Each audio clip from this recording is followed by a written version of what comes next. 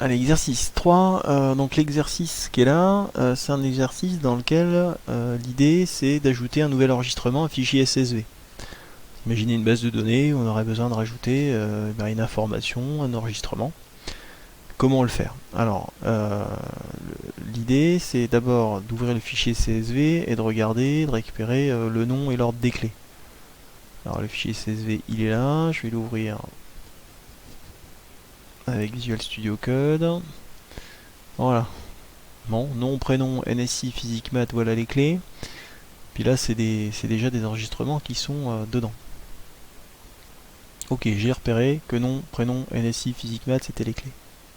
J'ai fait la première question. Je vous demande d'écrire une fonction ajout de fichier qui va proposer au lecteur, donc à celui qui lance le programme, à l'aide des inputs, l'implémentation d'un nouvel enregistrement.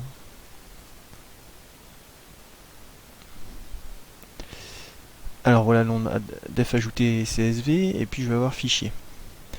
Je vais faire l'import de mon fichier, déjà. Donc mon fichier, hein, c'est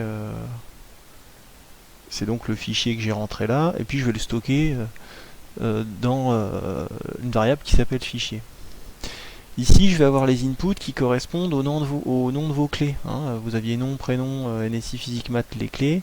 Ben, ces valeurs-là, donc je vais les demander à celui qui lance le programme, et je vais les intégrer, je vais les mettre en mémoire dans des variables qui me parlent, et je vais rajouter à ma liste de dictionnaires. Hein. Quand j'ai fait un port de fichier, j'ai créé une liste de dictionnaires.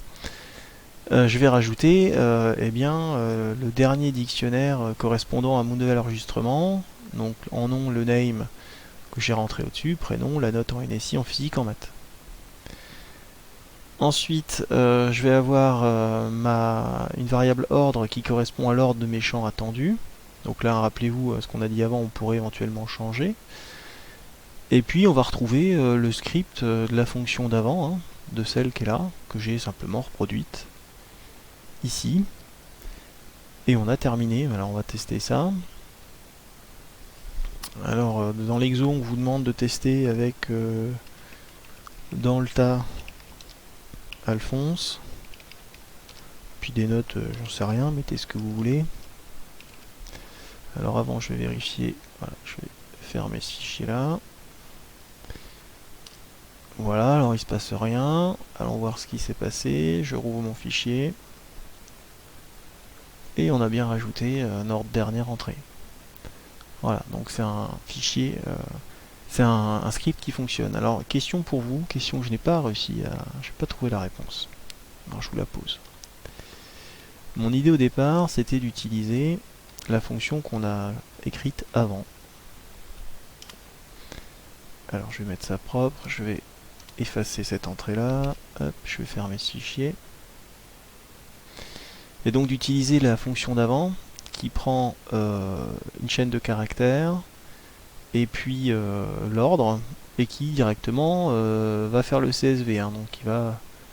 En fait, je fais appel à cette fonction-là, hein, donc jour, etc.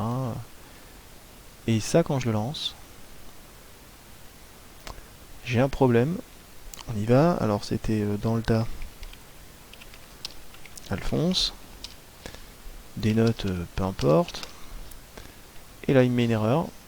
Il me dit que fichier n'est pas défini. Pourtant, si vous reprenez ça, je vais le commenter, et puis je vais faire un print eval de fichier, hein, puisque c'est vraiment ça qu'il aime pas. Table eval de nom, il dit que fichier n'est pas défini. Donc je vais faire ça. Je vais rentrer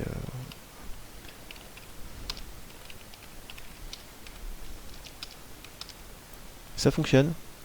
Il m'affiche là mon nouvel enregistrement qui est bien dans ma liste.